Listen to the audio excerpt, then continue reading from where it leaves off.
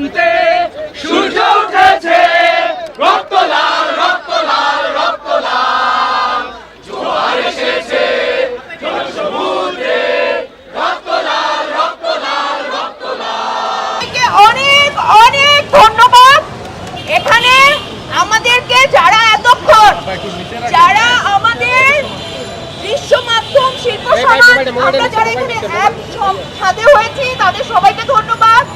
এবং যারা গ্রেফতার হয়েছে আমরা তাদের মুক্তি চাই, মিথ্যা মামলা যারা গ্রেফতার হয়েছে এবং যাদের হত্যা হয়েছে সেসব হত্যার বিচার চাই। এটা কথা বলার এখনই আসলে প্রপার সময়। আমরা একটা গণতান্ত্রিক দেশ, গণতন্ত্র আমাদের অধিকার, for the people, by the people, of the people. পিপলের এখানে কোনো পাওয়ার নাই। পিপল ওই আম জনতা বলি না, আমরা আমের মতো হয়ে গেছি আসলে। তা আমরা আমাদের অধিকার সম্পর্কে জানতে চাই, আমরা আমাদের অধিকার সম্পর্কে আরো সচেতন হতে চাই এবং সচেতন আমরা হচ্ছি দেখে আমরা কথা বলবো। এতগুলো মেধাকে এইভাবে আসলে এই মৃত্যুর জায়গায় পৌঁছে যাওয়া বা এত রক্ত এত ক্ষত, এইটা আসলে আমি মেনে নিতে পারিনি, আমি মেনে নিতে পারছিও না একজন সাধারণ নাগরিক হিসেবে।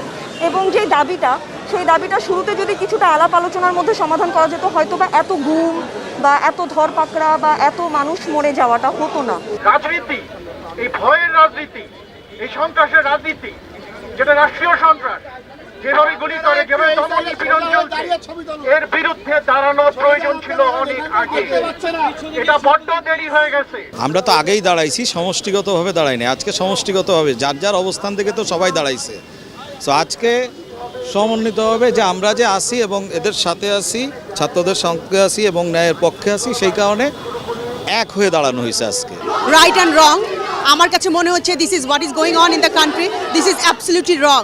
সো রঙের এগেনস্টে দাঁড়িয়েছি, যাতে আমরা ন্যায্য বিচার পাই। ছোটো ছোটো বাচ্চারা, স্কুল কলেজের স্টুডেন্টরা, ইউনিভার্সিটি স্টুডেন্টরা যেভাবে আমাদের জন্য, দেশের জন্য একটা পার্টিকুলার রিজনের জন্য, অধিকার আদায়ের জন্য তারা দাঁড়িয়েছিল, বাট সে অধিকার তো পায়নি, তাদের জীবন দিতে হয়েছে। তো তাদের এগেনস্টে, তাদের ন্যায়, তাদের জীবনের জন্য কি আমরা বিচার চেতে পারি না? সেটার জন্যই দাঁড়ানো। আমরা আজকে এখানে এসেছি কারণ আমার মনে হয় যে কোনো যৌক্তিক, বিবেকবান, মননশীল মানুষেরই এই যে এত ছাত্র হত্যা হলো এবং ছাত্রদের উপর নিপীড়ন হলো, সেটা মেনে নেওয়াটা খুব কঠিন। আমার মনে হয় যে কোনো মানুষের জন্য এটা মেনে নেওয়াটা কঠিন। এটা যেন সুষ্ঠু বিচার হয়, সেইটুকু প্রতিবাদ, সেইটুকু চাওয়া তো আমরা চাইতে পারি। সবাই বলছে মেঘ সাবধানে থাকো, মেঘকে ফোন দিয়ে বলছে, আমাকে বলছে। আসলে এখন সাবধান থাকার মধ্যে কিছু নাই। আমরা বেডরুমে নিরাপত্তা পাইনি, এখন একটা শিশু বাচ্চা ছাদেও তার নিরাপত্তা পায় না। এখন একটা সময়, যে সময়টা আমাদের সবাইকে দাঁড়াতে হবে নিজেদের জীবনের জন্য, আমাদের সন্তানদের জীবনে বাঁচানোর জন্য, তাদেরকে সুন্দর ভবিষ্যৎ দেওয়ার জন্য। এখানে আমরা মনে করি না কোনো কমিউনিটি দাঁড়িয়ে আছে, এখানে এমন সব মানুষরা দাঁড়িয়ে আছে যারা শিল্প, সাহিত্য এবং সংস্কৃতিকে বুকে লালন করে এবং তাদের একটাই প্রশ্ন, নিরস্ত্র মানুষকে কেন অস্ত্রের মুখে প্রতিহত করার চেষ্টা করা হয়েছে এবং অস্ত্রের মুখে প্রতিহত করা হয়েছে, অসংখ্য লাশ কেন বাংলাদেশে, স্বাধীন বাংলাদেশে বুকে। তাহলে আমরাও সেখানেই পার্টিসিপেট করব। এখানে পার্টিসিপেশন হবে না এমন কিন্তু না, আজকে একদিনের জন্য এসে দাঁড়ানো তাও না। এর আগেও কিন্তু আর্টিস্টরা বিক্ষিপ্তভাবে বিভিন্ন জায়গায় এই জিনিসটার এগেনস্টে কথা বলেছেন। সো জেনোসাইডের পক্ষে আসলে কথা বলার কিছু নেই। আর স্টুডেন্টরা আমাদের ফিউচারকে যখন আমরা এভাবে রাস্তায় গুলিবিদ্ধ অবস্থায় দেখব আমাদের প্রশাসন দ্বারা, এটা কখনোই কাম্য না।